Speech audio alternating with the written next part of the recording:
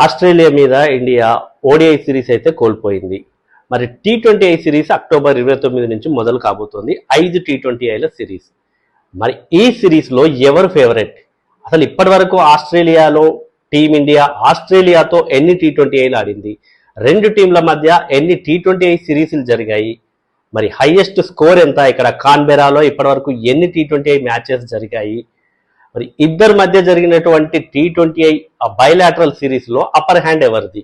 First టీ20ఐ match జరగబోయే కాన్బెరాలో pitch ఎవరికి అనుకూలంగా ఉంటుంది? పేసర్లు ఎక్కువ వికెట్లు తీశారా ఇప్పటి వరకు? స్పిన్నర్లు ఎక్కువ వికెట్లు తీశారా? అసలు ఓవరాల్ గా ఇండియా రికార్డ్ ఎలా ఉంది ఆస్ట్రేలియాపై? ప్లేయింగ్ 11 ఎలా ఉండబోతుంది? కుల్దీప్ యాదవ్ ని మళ్ళీ కూర్చోబెడతారా? Welcome to crick my show. నేను డివిఆర్. సో ముందుగా అసలు ఆస్ట్రేలియాతో మ్యాచ్ అంటేనే యమ రంజుగా ఉంటుంది, హెడ్ టు హెడ్ ఉంటుంది, రెండు టీంలు కూడా హేమీలు. మరి అట్లాంటిది ఆస్ట్రేలియా గడ్డకు పోయి మనోళ్ళు ఆడుతున్నారు అంటే ఎలా ఉంటుంది? వాళ్ళ పేస్ అటాక్ ఎట్లా ఉంది? అసలు రికార్డులు ఎలా ఉన్నాయంటే ఇప్పటి వరకు బైలాటరల్ సిరీస్ అంటే ద్వైపాక్షిక సిరీస్ అంటాం కదా, ఒకసారి ఆస్ట్రేలియా ఇండియాకి వస్తుంది, ఇంకోసారి ఇండియా ఆస్ట్రేలియాకి వెళ్తుంది. ఈ రకంగా ఒక 11 సార్లు జరిగింది ఇట్లాంటి సిరీస్లు. ఎప్పటి నుంచి? 2007 వరల్డ్ కప్ తర్వాత నుంచి. ఎందుకంటే టీ20ఐస్ మొదలైంది అప్పటి నుంచే కదా. సో అప్పటి నుంచి ఇప్పటి వరకు 11 సార్లు ఇండియా ఆస్ట్రేలియా తలపడ్డాయి.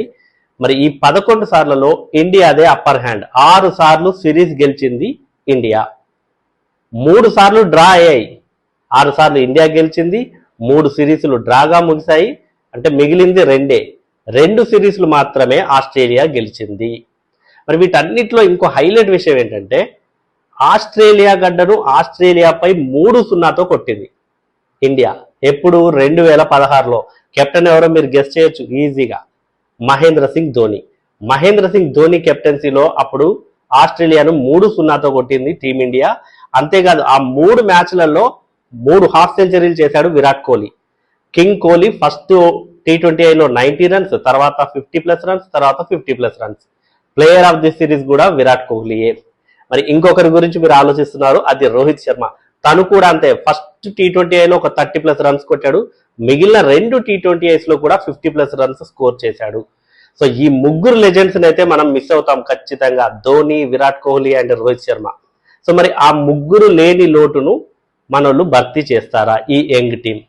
మరి ఇప్పటి వరకు ఇండియా ఆస్ట్రేలియా మధ్య 5 మ్యాచ్ల టీ20ఐ సిరీస్ ఎప్పుడు జరగలేదు ఎక్సెప్ట్ 2023. 2023లో ఆస్ట్రేలియా ఇండియాకు వచ్చింది ఒకసారి. అప్పుడు సూర్యకుమార్ యాదవ్ కెప్టెన్సీలో 4-1తో ఓడించాము. సో ఇది సెకండ్ టైం అన్నమాట ఈ రెండు టీమ్స్ కలిసి ఒక 5 మ్యాచ్ సిరీస్ ఆడటం టీ20ఐస్ లో ఎస్పెషల్లీ. సో ఇప్పుడు మరి ఆస్ట్రేలియా ఆ 2023లో జరిగినటువంటి పరాభవానికి బదులు తీర్చుకుంటుందా, లేకపోతే ఎప్పటిలాగే ఇండియానే అప్పర్ హ్యాండ్ సాధిస్తుందా? ఇది చాలా ఇంట్రెస్టింగ్ గా ఉండబోతుంది. ఇక అన్నిటికీ మించి టీమిండియా ఏషియా కప్ ను గెలిచి వస్తోంది. రీసెంట్ గా కన్క్లూడ్ అయినటువంటి టీ20ఐ టోర్నీ అది. సో మరి అక్కడ ఏదైతే ప్లేయింగ్ 11 ఆడారో అదే సేమ్ ప్లేయింగ్ 11 ని ఇక్కడ కూడా కంటిన్యూ చేస్తారా అనేది అయితే చాలా చాలా ఇంట్రెస్టింగ్ గా ఉండబోతుంది. ఈ టీ20ఐ మ్యాచ్ ఎక్కడ జరుగుతోంది? ఫస్ట్ టీ20ఐ మ్యాచ్ కాన్బెరాలో ఇప్పటి వరకు 5 టీ20 ఇంటర్నేషనల్స్ జరిగాయి ఆస్ట్రేలియాలోని కాన్బెరాలో. మరి అందులో ఫస్ట్ టీ20 మ్యాచ్ నో రిజల్ట్, రద్దయిపోయింది. ఆ తర్వాత జరిగిన 4 టీ20 మ్యాచెస్ లో ఆస్ట్రేలియా డిఫరెంట్ అపోనెంట్స్ తో ఆడింది. శ్రీలంకతో, పాకిస్తాన్తో, ఇంగ్లాండ్తో ఆడింది. నెక్స్ట్ ఇండియాతో కూడా ఆడింది. ఇండియాతో చివరిసారిగా 2020లో ఆడింది. అప్పుడు ఇండియా గెలిచింది. సో ఇండియాకైతే ఈ పిచ్ మీద ఒక మంచి మెమరీయే ఉందని చెప్పొచ్చు. ఎందుకంటే ఆ మ్యాచ్ లో ఇండియా గెలిచింది, ఆస్ట్రేలియాను ఓడించింది. అప్పుడు Yuzvendra Chahal man of the player of the match గా నిలిచాడు, 3 వికెట్స్ ఏమో తీశాడు. సో ఇండియాకైతే ఒక మంచి మెమరీయే ఉంది ఈ కాన్బెరాలో. డెఫినెట్ గా అదే మెమరీని క్యారీ చేసుకుంటూ ఈ మ్యాచ్ లో కూడా గెలిచే ఛాన్స్ అయితే ఉంది. ఆల్రెడీ టీ20ఐలో నంబర్ 1 పొజిషన్ లో ఉంది, టీ20ఐ ఛాంపియన్, రీసెంట్ గా ఆసియా కప్ ను కూడా గెలిచొస్తోంది. కాబట్టి ఏ రకంగా చూసినా టీమిండియాదే అప్పర్ హ్యాండ్ కనిపిస్తోంది ఇక్కడ. మరి ఇక్కడ హైయెస్ట్ టోటల్ ఎంత అంటే 178 రన్స్. ఈ పిచ్ మీద హైయెస్ట్ టోటల్ ఇప్పటి వరకు 178 రన్స్. మరి 178 రన్స్ కొట్టిన టీం గెలిచింది. ఫస్ట్ బ్యాటింగ్ చేసిన టీమ్స్ 2 సార్లు గెలిచాయి. ఒక మ్యాచ్ ఏమో నో రిజల్ట్ అని చెప్పాము, 5 మ్యాచ్లు జరిగితే. మిగతా 4 మ్యాచ్ల్లో 2 మ్యాచ్లేమో ఫస్ట్ బ్యాటింగ్ చేసిన టీం గెలిచింది, మిగతా 2 మ్యాచ్ల్లో సెకండ్ బ్యాటింగ్ చేసిన టీం గెలిచింది. అంటే ఈక్వల్ గా ఉంది, ఇక్కడ కంపోజిషన్ అనేది చాలా ఈక్వల్ గా ఉంది. సో టాస్ ఎవరు గెలుస్తారు ఏంటి అనే దాంతో సంబంధం లేకుండా విన్నింగ్ స్కోర్ అయితే 150 అబోవ్ ఉంటే డెఫినెట్ గా అది విన్నింగ్ స్కోర్ అని చెప్పొచ్చు. 170, 160 ఆ స్కోర్ కొడితే మాత్రం ఫస్ట్ బ్యాటింగ్ చేసిన టీంకి అయితే కొంత బెనిఫిట్ ఉంటుంది. ఇప్పటి వరకు ఇక్కడ జరిగినటువంటి 5 మ్యాచ్ల్లో పేస్ బౌలర్లు 33 వికెట్స్ తీశారు, స్పిన్నర్లు 16 వికెట్లు తీశారు. అంటే మనం అర్థం చేసుకోవచ్చు. సో ఈ పిచ్ డెఫినెట్ గా పేస్ బౌలర్లకు అనుకూలంగా ఉంటుంది. స్పిన్నర్ల విషయానికి వస్తే ఆషమాషి స్పిన్నర్లు పెద్దగా వికెట్లు అయితే తీయలేరు. ఆడమ్ జాంపాకు మంచి రికార్డు ఉంది, ఆడమ్ జాంపాకి ఇక్కడ మంచి రికార్డు ఉంది. ఇక మరి మన స్పిన్నర్లు, ఇండియా స్పిన్నర్లు ఎవరు ఇక్కడ ఇరగదీస్తారనేది అయితే చాలా చాలా ఇంపార్టెంట్ గా మారబోతుంది. మరి అక్షర్ పటేల్ ఆడిస్తారు, వాషింగ్టన్ సుందర్ ఉన్నాడు, కుల్దీప్ యాదవ్ ఉన్నాడు, వరుణ్ చక్రవర్తి ఉన్నాడు. మరి వీళ్ళలో వరుణ్ చక్రవర్తి అండ్ కుల్దీప్ యాదవ్ ని కనుక ఆడిస్తే, ప్లేయింగ్ లెవెల్లో చేరిస్తే కనుక సో బెటర్ రిజల్ట్ వచ్చే అవకాశం ఉంటుంది. పేస్ బౌలర్ ఎట్లాగో హర్షదీప్ సింగ్ ఉన్నాడు, బుమ్రా ఉన్నాడు. సో ప్లేయింగ్ లెవెన్ గురించి మాట్లాడుకుందాం, దాని గురించి కూడా. సో ఈ రకంగా ఈ పిచ్ కండిషన్స్ ఇక్కడ ఏ కండిషన్స్ చూసినా కూడా ఇండియాకే ఫేవరబుల్ గా ఉన్నాయి. మరి సూర్యకుమార్ యాదవ్ కెప్టెన్సీలో కూడా టీమిండియా మంచి జైత్ర యాత్ర కొనసాగుతుందనే చెప్పొచ్చు.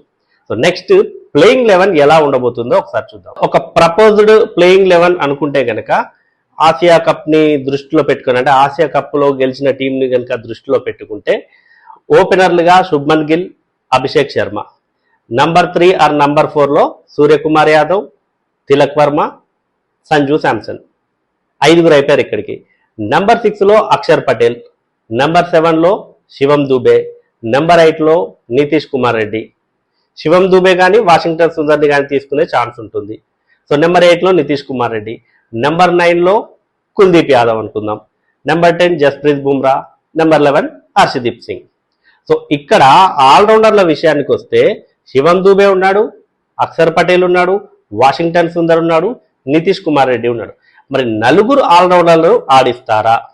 ఒక స్పెషలిస్ట్ స్పిన్నర్ ని తీసుకుపోవడం వల్ల ఎంత డ్యామేజ్ జరిగిందో మనకి ఆల్రెడీ చూసాం మనం. 3వ వన్డేలో కుల్దీప్ యాదవ్ ని ఇంక్లూడ్ చేసుకోవడం వల్ల టీం గెలిచింది. సో కుల్దీప్ యాదవ్ మరీ అంత ఇంప్రెసివ్ గా వికెట్లు ఎక్కువ తీయకపోయినప్పటికీ కూడా తన ఎఫెక్టివ్నెస్ ఏంటి అనేది అయితే తెలిసి వచ్చింది. సో మరి డెఫినెట్ గా ఈ మ్యాచ్ లో ఆ తప్పిదం అయితే చేయకుండా ఉంటుంది అనుకుంటున్నాను టీమిండియా. కాబట్టి ఇద్దరు పేస్ బౌలర్లు ఎట్లాగో ఫ్రంట్ లైన్ పేస్ బౌలర్లు హర్షదీప్ సింగ్ అండ్ జస్ప్రీత్ బుమ్రా ఉంటారు. నితీష్ కుమార్ రెడ్డి అండ్ శివం దూబేని కూడా ఇంక్లూడ్ చేసుకుంటే సో పేస్ అటాక్ కొంచెం స్ట్రెంథన్ అవుతుంది. స్పిన్నర్లుగా కుల్దీప్ యాదవ్ అండ్ అక్షర్ పటేల్ కూడా మంచి రోల్ ప్లే చేస్తారు వీళ్ళిద్దరు కూడా. కాబట్టి లైనప్ అయితే ఇలా ఉంటే బెటర్ అని నాకు అనిపిస్తుంది. మరి ఇండియా ప్లేయింగ్ 11 ఎలా ఉంటే బెటర్ అని మీరు అనుకుంటున్నారో కామెంట్ చేయండి. మీ ప్లేయింగ్ 11 లో ఎంతమంది ఆల్రౌండర్లకు ప్లేస్ ఇస్తారు, ఎంతమంది పేస్ బౌలర్లను ఇంక్లూడ్ చేస్తారు చూద్దాం.